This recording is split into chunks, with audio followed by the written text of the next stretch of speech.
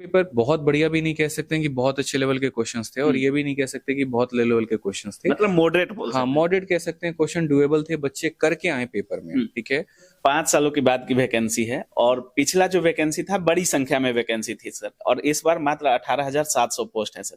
Normalisation भी होना है। बाकी 75 मार्क्स में बहुत सारे छात्रों का जो आंसर की आया है मिला भी लिए हैं सर।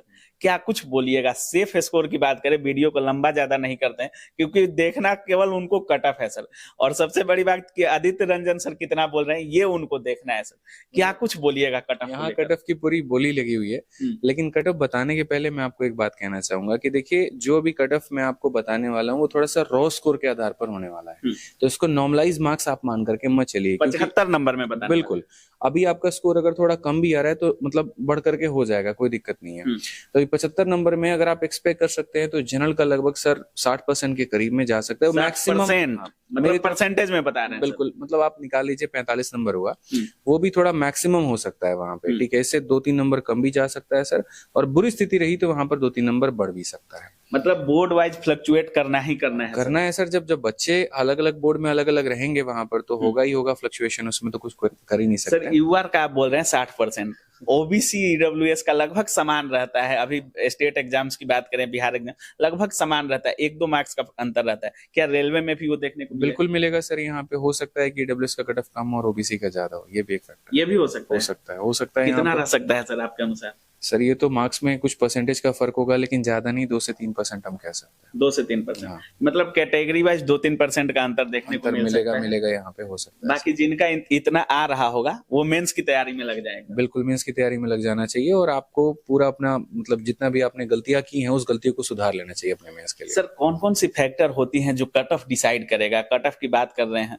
कौन कौन सी फैक्टर है जो कट ऑफ डिसाइड करेगा रेलवे में? सबसे पहला फैक्टर होता है आपका कि पेपर का लेवल क्या था। दूसरा फैक्टर आपका होता है कि पेपर कितने शिफ्ट में हुआ है।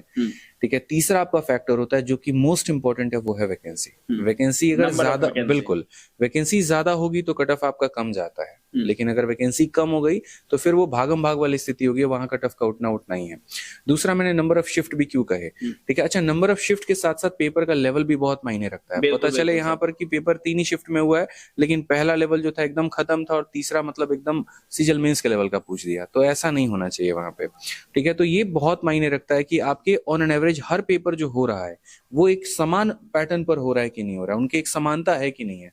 असमानता जितनी ज्यादा होगी आपका कट ऑफ में वेरिएशन आपको उतने देखने को मिलेगा, नॉर्मलाइजेशन में वेरिएशन आपको उतने देखने को मिलेगा। चलिए सर, जिनका भी जो भी एग्जाम दिए होंगे मेंस के लिए क्या शुभकामनाएं दीजिएगा उनको?